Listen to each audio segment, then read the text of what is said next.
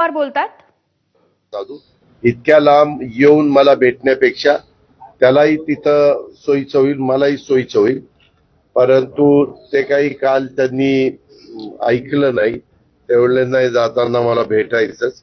मग मी रात्री उशिरा किंवा पहाटे निघणार होतो, परंतु माझ्या रात्री उशिरापर्यंत मीटिंग मुंबईमध्ये चालल्यामुळं मी अर्ली मॉर्निंग सकाळी निघालो आणि त्यांना सांगितलं मी इथं सर्किट हाऊसला भेटतो.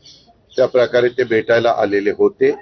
त्यांनी त्यांची जे काही म्हणणं आहे ते सांगितलं, काय घडलं कसं घडलं वगैरे ते त्यांनी त्यांची बाजू तिथं मांडली आणि ते म्हणले की आम्ही छावा संघटनेच्या माध्यमातून काम करतो, आमचे एवढेच मागणं होतं, जे काय आमचं निवेदन होतं ते निवेदन स्वीकारावं, त्याच्यामध्ये मारहाण करण्याचं काहीच कारण नव्हतं.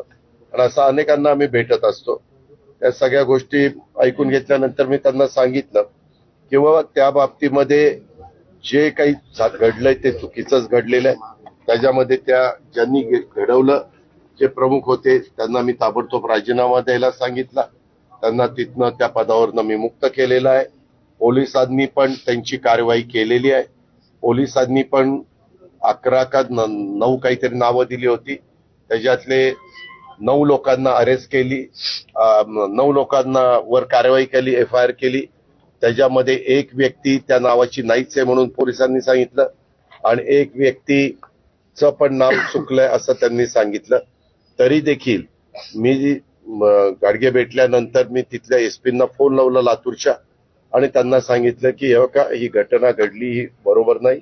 कुणालाही कायदा हातामध्ये घेण्याचा अजिबात अधिकार नाही. प्रत्येकाला संविधानाने अधिकार दिलेले आहेत, त्या अधिकाराचाच वापर आणि कायद्याचाच वापर प्रत्येकाने केला पाहिजे.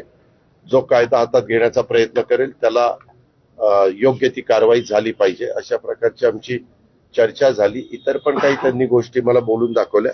मी त्यांना म्हणलं की मी त्याच्या संदर्भातले जे काही असेल ते मंगळवारपर्यंत त्याबद्दलचं निर्णय घ्यायचा आहे.